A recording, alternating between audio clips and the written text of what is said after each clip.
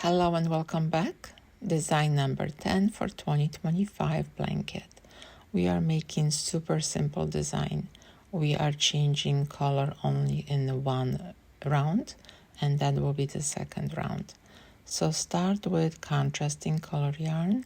I will be using gray in this time, and make one round, all clusters in the same color yarn. As always, all the links pertaining to not only this granny square but also to this project I'm leaving in the description.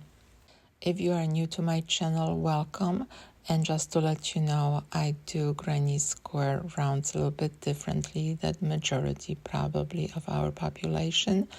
I always go back and make a slip stitch under the chain stitch and start my chain 3 in the center. So right now I'm closing and my round 1 is done. I can cut this yarn off to make it nice and clean. And this is how I start each round.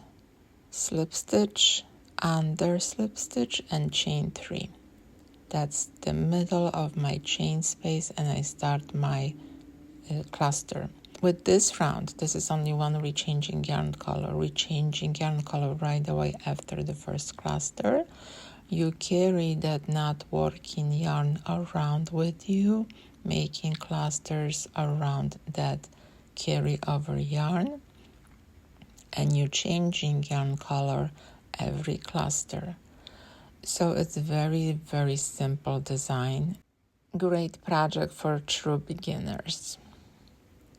And only one thing I will tell you when you're changing yarn color as often as we are making right now, make sure your yarn tension is a little bit looser than normally.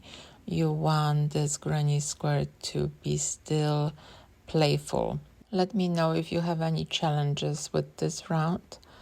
I believe it's very simple, but if you are new to changing yarn color in granny squares, it can be challenging.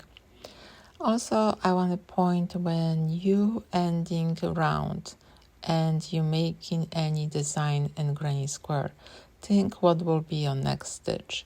So my stitch, normally I would change yarn color, but because I want to use my purple, I will finish my chain 2 in purple color and slip stitch. Now I want to carry my non-working yarn up, because I know at some point I want to use that yarn.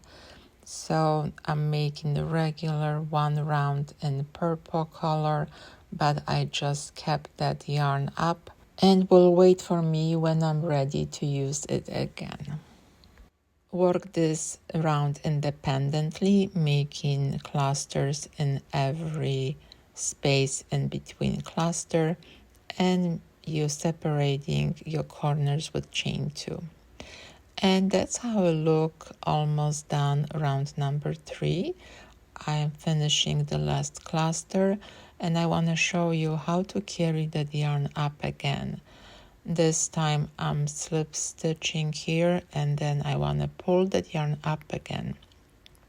So I'm placing on top of my working yarn, and I slip stitch very tight. And as you see, it's nice carry over yarn. It's kind of away from visibility on the right side, and I want to pick that yarn up once I get to the next round. So once again, work independently, and I will see you at the end of this round and show you how to change that yarn color. And I am approaching the last stitch. Again, slip stitch, and now I want to use that yarn, so I use the slip stitch with the new color yarn, and those 2 slip stitches I always make very tight. Now I can cut this yarn, and let me show you how the design actually look like. This is the design. What we are doing now, we just adding border. And with this project, I'm adding border in the color of the design if the design does not touch round number 4. And now I am ready to make the last round. As you see, I'm going under again, chain 3, and making last round in gray color yarn. Please work independently, making clusters exactly like regular granny square, and we will see each other at the end of this round. And with the magic of TV, we are done. We have to just finish this round, cut the yarn, and hide the ends. I show how to hide the ends almost in every video, so I decided just skip that part right now. But make sure you hide all your ends.